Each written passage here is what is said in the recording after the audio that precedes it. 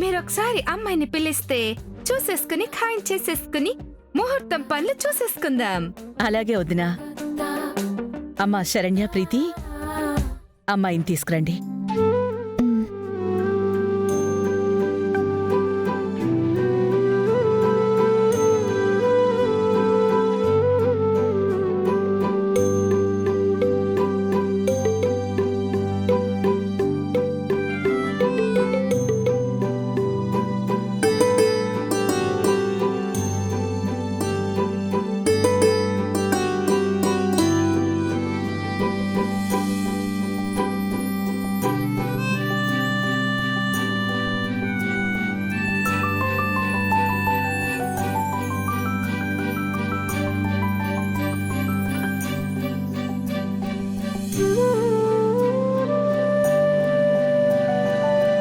ఇన్ని రోజులు కష్టాల్లోనే పెరిగిందమ్మా.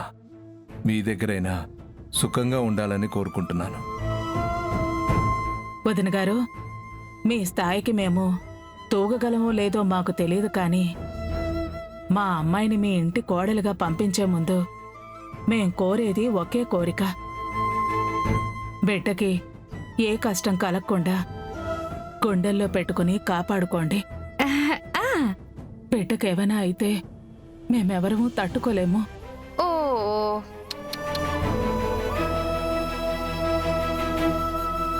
ఈ వీక్ పాయింట్ ని క్యాష్ చేసుకునేదానికేగా మా ఎమ్మి ఎంత పెద్ద ప్లానింగ్ అని చేసింది. దామిని బతుకుతో చెడు కూడా ఆడితేనే అనన్య మళ్ళా ఈ ఆనంద నిలయంలో అడుగు పెట్టేది.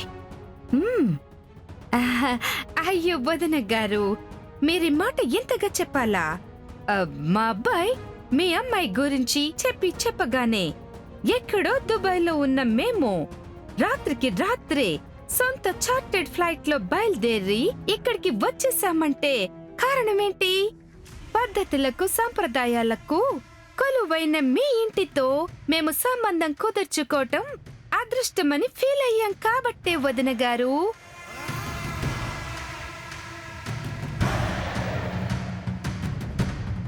ఇంత అదృష్టాన్ని మేము నెత్తిన పెట్టుకుంటాం, కానీ మిమ్మల్ని బాధ పెట్టేలాగా ప్రవర్తిస్తామా? చూస్తూ ఉండండి, పెళ్లి తర్వాత మీ అమ్మాయి మీ ఇంటినే మర్చిపోతుంది. అత్తవారిల్లే అమ్మాయికి పుట్టిల్లైపోతుంది. మంచిదొదిన గారు, చాలా గొప్ప మాటలు చెప్పి మా మనసులు కుదుటపడేలా చేశారు. వదిన గారు, ఇంకేముంది, అమ్మాయి అబ్బాయి ముందే ఇష్టపడ్డారు కాబట్టి ఇంకా ఆ విషయంలో మాట్లాడడానికి ఏమీ లేదు. కట్న కానుకలంటారా, కావాలంటే మేమే మీకు ఎదురిస్తాము. ముహూర్తాలు ఎప్పుడు పెట్టుకుందామో మీరు మాకు ఫోన్లో చెప్పేస్తే వచ్చి పెట్టేసుకుని పెళ్లి తంతు కానిచ్చేస్తాం. ఏమంటారు? అలాగే వదిన గారు, మంచి రోజు చూసి నిశ్చితార్థానికి ఏర్పాట్లు చేసుకుందాం. అలాగే.